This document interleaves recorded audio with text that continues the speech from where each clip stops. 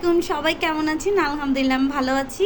তো নতুন আরেকটি রেসিপি নিয়ে চলে আসলাম। আজকে হচ্ছে বাটার চিকেন রান্না করব, সেটার রেসিপি নিয়ে চলে আসলাম। তো আমি এখানে হচ্ছে হলুদ, মরিচ, লবণ, ধনে ফাঁকি সবগুলো উপকরণ দিয়ে সুন্দর করে মেখে নিয়েছি।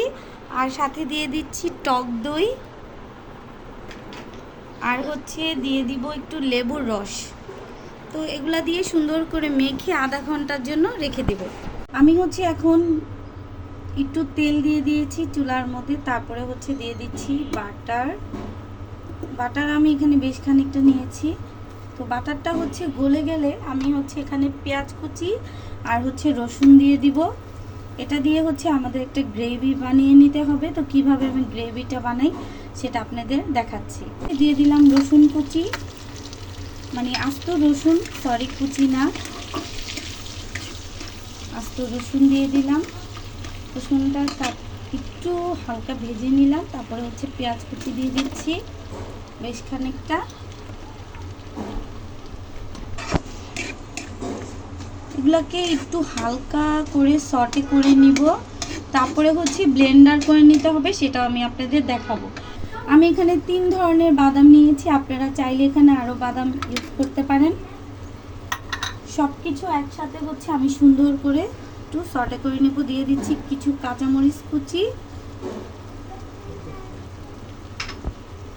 আর হচ্ছে দিয়ে দিব টমেটো।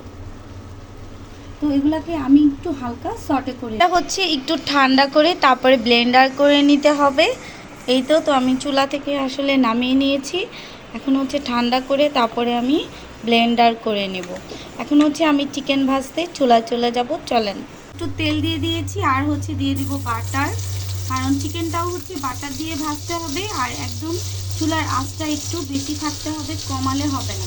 আমি বেশ খানিকটা বাটার দিয়ে নিলাম। এখন হচ্ছে আমি বাটারটা গলে গেলে এর মধ্যে চিকেনটা দিয়ে দিব, আর চুলার আঁচটা বাড়িয়ে রেখে আমি ভেজে নেব।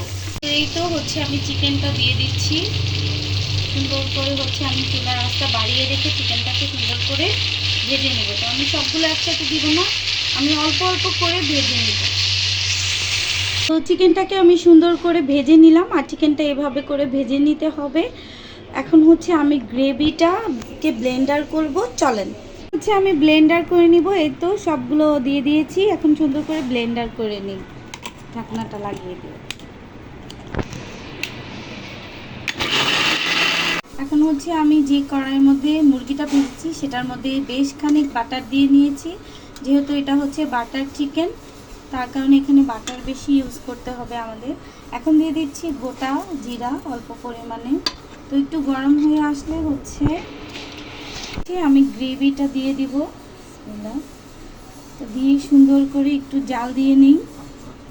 এখানে 1 চামচ পরিমাণ গরম মশলা গুঁড়া দিয়ে দিচ্ছি, এটা মাস্ট দিতে হবে।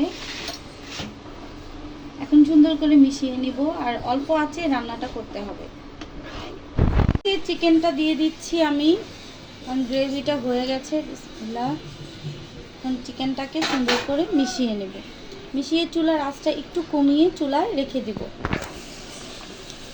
এই তো আমার রান্নাটা শেষ হয়ে গেল, দেখতেই পাচ্ছেন। তো আপনাদের কার কাছে কেমন লাগলো অবশ্যই জানাবেন বাটার চিকেনটা। আমি আজকে আপনাদের পুরো পরিপূর্ণ সম্পূর্ণ মানে ভিডিওটা দেখিয়েছি। তো আপনারা খুব সহজেই তৈরি করে নিতে পারবেন, কোনো রকম ঝামেলা নেই। তো সবার কাছে কেমন লাগলো অবশ্যই জানাবেন, আর সবাই ভালো থাকবেন। আমার ভিডিওটা পুরো সম্পূর্ণ দেখবেন। আজকের মতো ভিডিওটা এখানেই শেষ। আসসালামু আলাইকুম।